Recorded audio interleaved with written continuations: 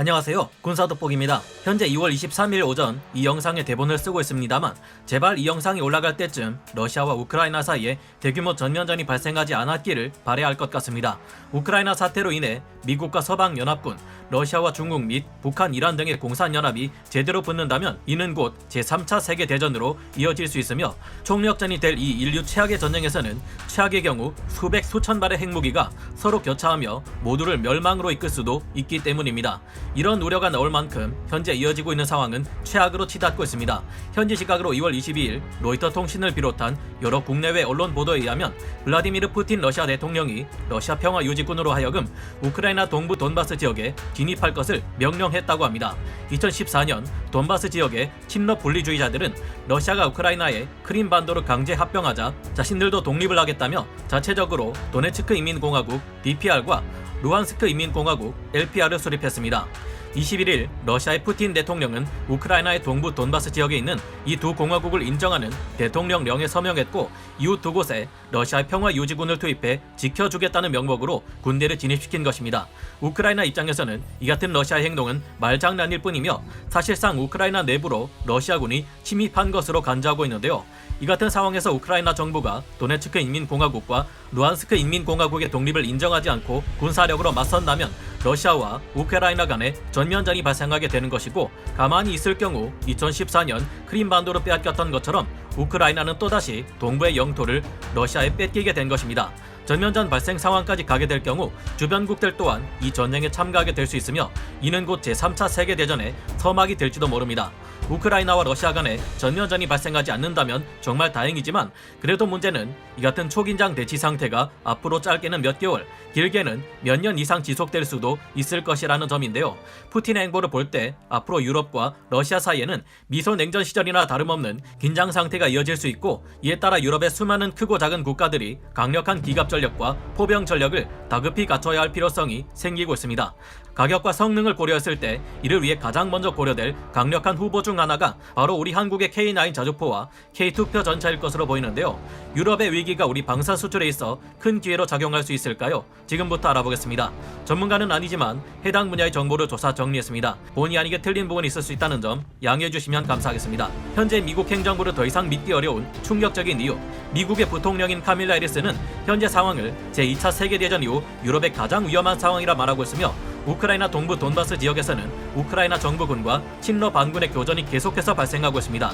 러시아는 더욱 기세등등하게 나오고 있으며 지금도 더욱 많은 기갑 부대가 우크라이나 국경 지역으로 집결하는 등 정말로 큰일이 날 것만 같은 긴장 상태가 갈수록 더욱 극심해지고 있습니다. 제이크 설리번 미국 국가안보 보좌관은 현지 시각으로 지난 21일 러시아의 우크라이나 침공이 몇 시간 또는 며칠 내에 시작될 수 있다고 경고했으며, 우리는 러시아가 계획하고 있다고 생각하는 군사작전이 매우 끔찍할 것으로 본다며 경고하고 있습니다. 그는 러시아의 군사작전이 우크라이나와 러시아의 시민, 군인들의 생명을 앗아갈 것이라면서 특히 단순히 양측 군대 간의 재래식 전쟁이 아닐 것이다, 이를 시사하는 정보 또한 우린 갖고 있다고 말해 현재 정세가 얼마나 심각한 상태인지 체감시켜주고 있습니다.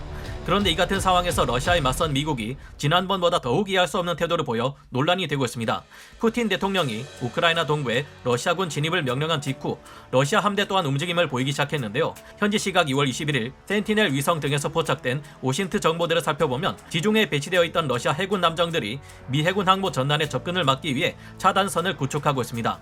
이들 중에서도 에드미럴 유스티노프 전단이 크로아티아 스플리트항에 정박해 휴식을 취하고 있는 미 해군의 해리 S 트루먼 항공모함 전단으로 접근하기 위해 이탈리아와 그리스 사이에 있는 이오니아의 입구로 북상했는데요. 항구에 계속 정박해 있다가는 아무리 최강의 해리 S 트루먼 항모 전단이라 해도 샌드백이 되어버리고 에드미럴 유스티노프 전단의 미사일 범위 안에서 벗어날 수 없게 됩니다. 그래서 해리 S 트루먼 항모는 이곳에서 빠져나왔다고 하는데, 놀랍게도 유스티노프 전단에 맞서기 위해 다가오지 않고 그 반대쪽인 북쪽으로 꽁무니를 빼버렸습니다. 이탈리아의 카보르급 항공모함 전단 또한 나폴리에 정박한 채 나올 생각도 보이지 않고 있는 상황입니다.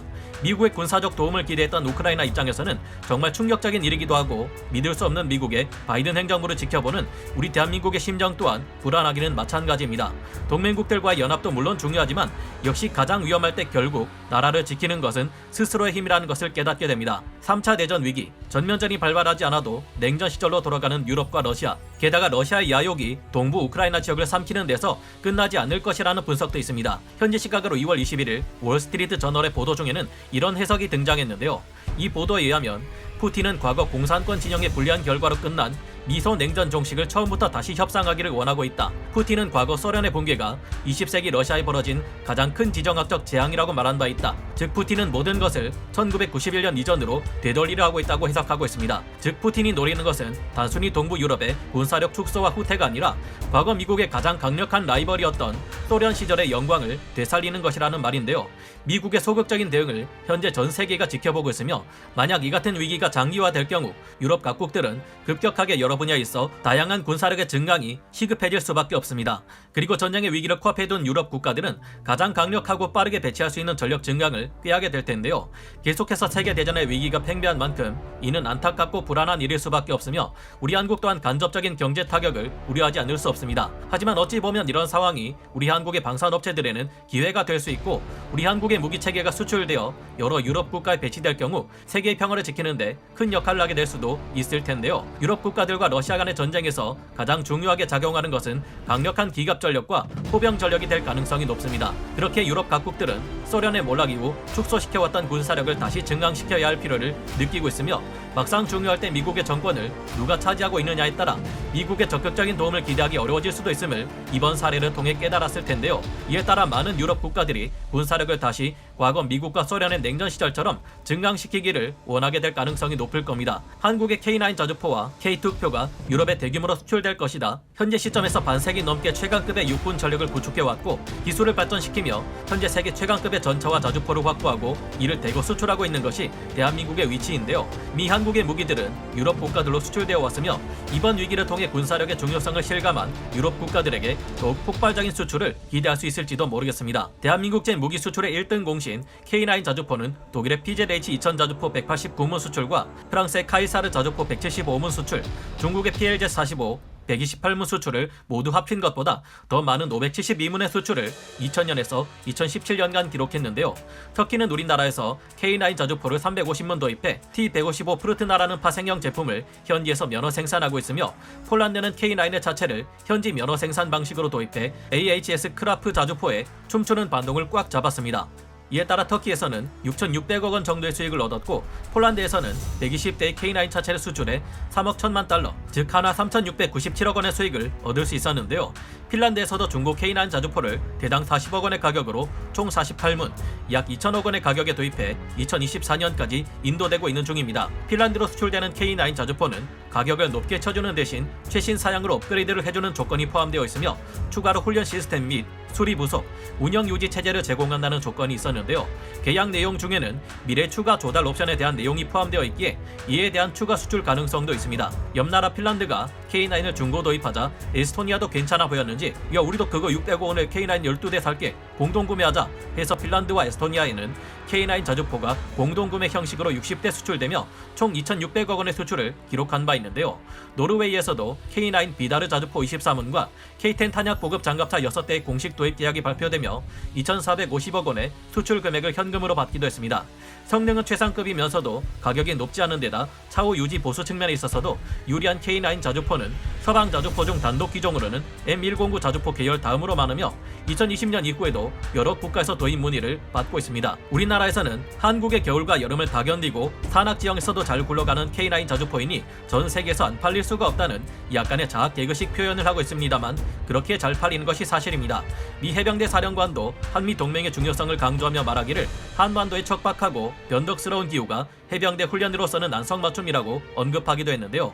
K9 자주포는 한국 육군이 사용하고 있으며 앞으로 추가 양산 및 개량 계획도 있기 때문에 앞으로 극심한 전쟁의 위기에 놓일 수 있는 유럽 국가들의 미래 요구에 대처하기 쉽다는 장점이 있습니다. 현재는 미국이 낳은 비운의 전설 XM2001 크루세이더를 연상케 하는 K9A2 자주포의 수출이 영국을 중심으로 타진될 수 있도록 우리 하나 디펜스는 노력하고 있는 상태인데요. 자주포의 본산이라 할 수 있는 영국이 기동화력 플랫폼 MMP 사업을 통해 우리 한국에 K9A2 자주포를 도입한다면 116문의 K9A2 자주포가 수출될 것으로 보이며 이를 통해 대단히 개당 50억 원으로 계산할 경우 총 5,800억 원의 수익을 기대할 수 있을 것으로 보입니다. 유럽에서 큰 영향력을 가진 국가이자 미국의 최우선 동맹국인 영국이 지금까지의 K9보다 훨씬 강력해진 K9A2를 가장 먼저 운용해본 결과 만족을 드러낸다면 이는 더 많은 유럽 국가로 하여금 K9A2 자주포 수출이 이루어지도록 도울 수 있을 텐데요. 유럽에서는 전차 전력도 앞으로 더욱 많은 수량을 필요로 할 것으로 보이는데 현존 최강의 전차로 불리는 M1A2 에이브람스 계열의 전차들은 수출판의 경우 열화 우라늄을 장갑과 포탄에 쓸 수 없어 이보다 55구경장 포신을 사용하는 우리 군의 K2표 전차가 더 강력한 것으로 평가받는 상태입니다. 유기압 현수 장치 덕분에 야지에서 기동이 안정적이고 무릎 꿇기 동작으로 엄폐물에 숨어서 적 전차를 공격하거나 움푹 패인 곳에서 포탄만 내밀고 적에게 반격하는 것도 가능하다는 유리함이 있는 것이 K2표 전차인데요. 터키는 K2표의 설계를 기반으로 개발해낸 차세대 주력 전차 알타이 전차를 운용 중입니다. 터키는 알타이 전차를 우선 250대 생산한 후 최종적으로는 1000대를 양산할 계획인데요. 노르웨이에서도 현재 운용 중인 레오파르트 2A4 전차 52대를 대체할 차세대 전차로 K2NO를 주목하고 있으며 여기서 수출을 성사시킬 경우 대당 단가 150억 원으로 총 52대 7,800억 원의 수익을 기록할 전망입니다. 폴란드에서도 우리의 현대 로템이 제안한 육중하게 벌크업된 버전의 K2 전차, K2PL 전차를 눈여겨보고 있으며 수출 규모는 아직 밝혀지지 않은 상태입니다. 현재까지 K9 자주포는 유럽에서 최소 1조 5,439억 원의 수출 기록을 남겼고 K2표 전차도 앞으로 수출 계약이 잘 성사될 경우 최소 7,800억 원을 훌쩍 넘기는 수출 기록을 남길 계획입니다. 그러나 현재 러시아와 유럽 국가들 미국과의 관계가 크게 달라지고 있으므로 지금과 같은 위기가 계속될 경우 유럽 각국의 K9 자주포와 K2표 전차의 도입이 빠르게 진행되어 이제까지와는 비교하기 어려운 수조 원대에서 수십조 원대의 엄청난 수출 계약이 성사될지도 모르겠다는 생각이 듭니다. 다만 이 같은 전쟁 위기는 절대 좋기만 한 것이 아니고 우리나라에도 간접적인 경제 타격을 주기 마련이기에 우려되는 면도 있는데요. 더구나 러시아가 우크라이나를 삼키는 데 성공하고 미국의 기세를 밀어내고 있는 현재 상황은 중국으로 하여금 대만을 무력으로 침공하게 만들 수 있다는 증거가 나오고 있습니다. 만약 그리 될 경우 우리나라 또한 해상 국제 무역 항로를 잃게 되어 더욱 큰 손해를 볼 수 있을 텐데요. 그런 만큼 러시아와 우크라이나 간의 전면전만큼은 부디 발생하지 않기를 바라봅니다. 오늘 군사 돋보기 여기서 마치고요. 다음 시간에 다시 돌아오겠습니다. 감사합니다. 영상을 재밌게 보셨다면 구독, 좋아요, 알림 설정 부탁드리겠습니다.